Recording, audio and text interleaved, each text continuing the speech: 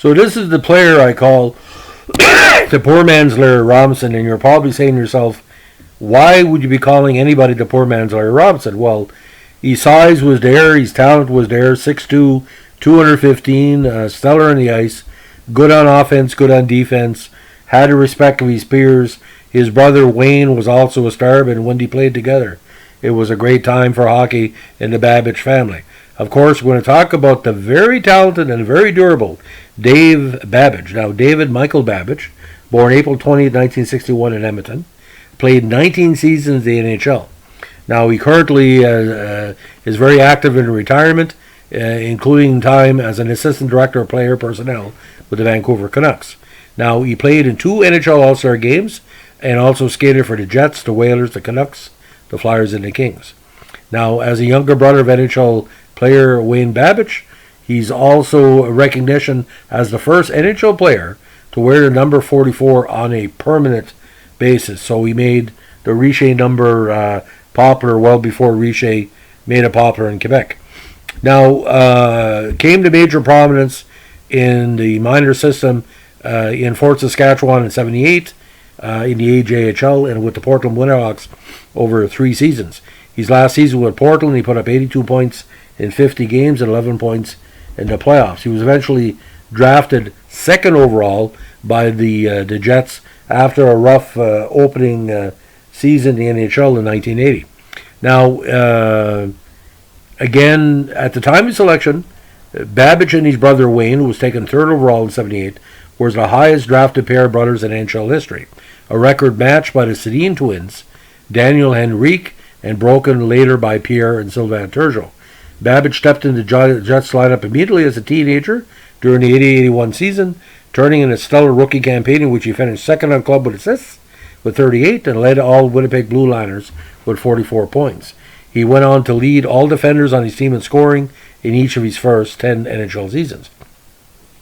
Now, in 82, with Jets franchise improving greatly, he emerged as a star in a revitalized Winnipeg team, which improved by 48 points with the addition of superstar rookie Dale Hawerchuk, setting franchise records for defensemen with 19 goals and 68 points, and helping the Jets to their first ever NHL playoff berth.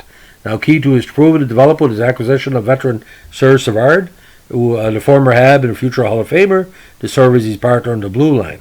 83 would be better yet, as he led the Jets with 61 assists and broke his own club record for defensive scoring with 74 points. He was also voted in as a starter for the Campbell Conference at the 83 NHL All-Star Game, and to put this in perspective, Paul Coffey was with Edmonton that year. Now, Babych played in the All-Star Game again in 84 and turned in another excellent season, although he missed 14 games due to injury.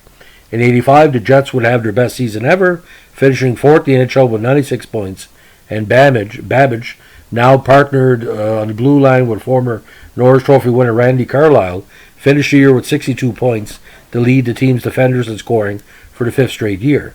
He excelled in the 85 playoffs, leading the team in scoring as they won their first ever playoff series before being ousted by the Oilers. Now, despite registering 16 points in his first 19 games to start the 86 season, Babych was dealt to the Hartford Whalers for up-and-coming star Ray Neufeld. Unpopular with Winnipeg fans at the time, the move would be a terrible one for the Jets, as Neufeld was never more than a depth player for them and was out of the NHL by 89, while Babych continued to excel for nearly another 15 years.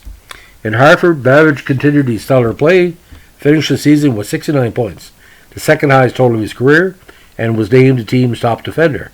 In 87, he missed time with injury, and he finished with a career low 41 points. However, he bounced back the following year to record another 50-point season, good for 2nd on the Whalers in scoring.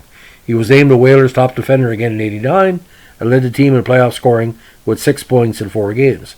In 1990, he finished the year with 6 goals and 43 points, his 10th consecutive season over 40 points.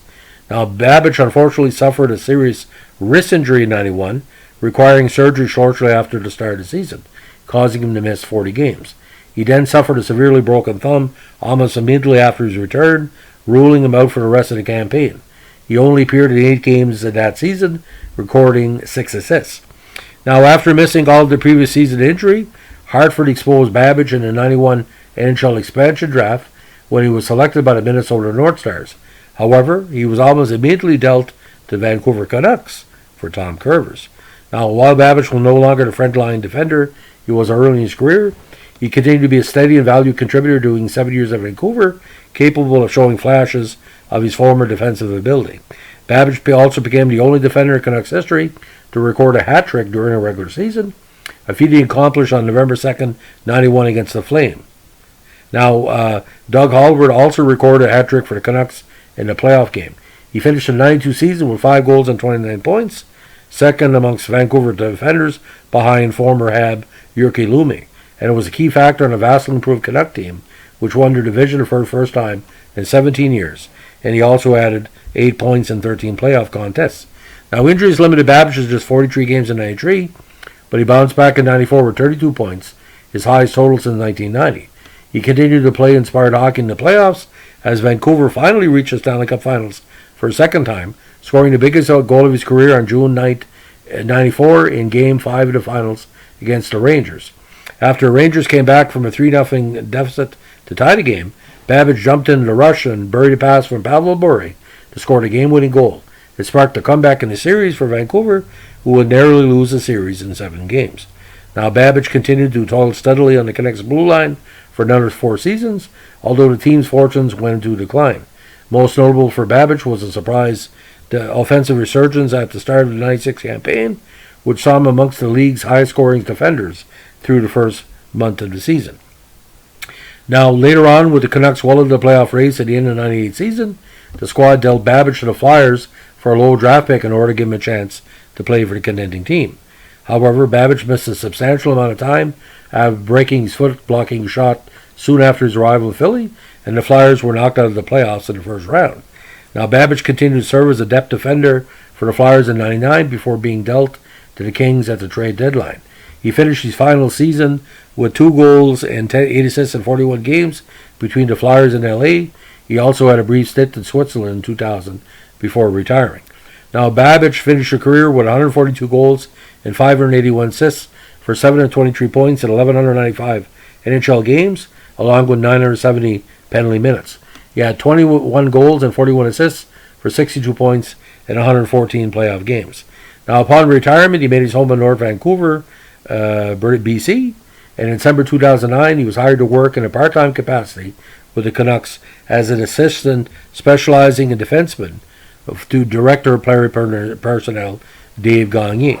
Now, the big part of his retirement was, of course, his lawsuit against the Flyers. Babych eventually sued the Flyers and the team's orthopedic surgeon, Dr. Arthur Bartolzoli, in 2002, claiming that improper medical care for his 1998 foot injury shortened his career. Bartolozzi misdiagnosed the injury as a bone bruise rather than a fracture and gave Babych painkillers so he could suit up for the first round of the playoffs. Babych later claimed for many years that playing through the injury caused permanent damage, which prematurely ended his career. Claiming that the Flyers and Bartolozzi had defrauded him, he sued for $2 million in lost wages. The Flyers were dismissed as a defendant before trial when a judge ruled there was no evidence of fraud on their part. Now, while a jury found no evidence of fraud on Bartolozzi's part either, it found that he failed to follow accepted standards of care and awarded Babych US $1.02 million in lost wages and $350,000 US for pain and suffering in November 2002. Now, Babych, of course, of Ukrainian ancestry, is probably one of the most recognized players of Ukrainian descent in Canadian hockey history, and of course, within that community, he's quite highly celebrated. He's also worked as an actor, as he had a small role in the sequel to Slapshot 2. Also toiled for Team Canada at the World Championships in 81-89. 81, he had 2 assists in 7 games. In 89, he had 2 goals in 10 games for 4 points in 17 contests. Now, the question is, ladies and gentlemen, would Dave Babych be considered for the Hockey Hall of Fame? I don't think so, but the thing is, with a borderline player like him, he was on the pace, ladies and gentlemen, to be in the Hockey Hall of Fame, but never won a cup. And the injuries really held him back. He could have easily played 1,300, 1,400, 1,500 games in the league, but several seasons injury-riddled really hurt him quite a bit. But you look at that that period between 82 and 85 and 86 as well. A top 5 defenseman in the NHL, easily. Could play defense, play offense, and he took what was the worst years of Winnipeg and he helped rebuild the franchise to the success they had celebrated in their WHA years. And for me, again, a very underrated player and should be celebrated in every shape or form because he gave 100% every time he hit the ice. Him and his brother were a pleasure to watch and cover. We in the media saw the Babych brothers as inspirations for hockey in Canada and their determination to succeed despite the odds. And seeing them play together in Hartford was quite a thrill, that's all I can say. So, if you like what we're doing here with our Vintage Podcast, please give us a like, comment, and subscribe. We appreciate you dropping in. And if you like it, what we're doing here, tell your friends. We appreciate new people comes in. We're not making money from this channel. It's for you, the listeners, to appreciate the players we appreciate. Have a good day. Bye.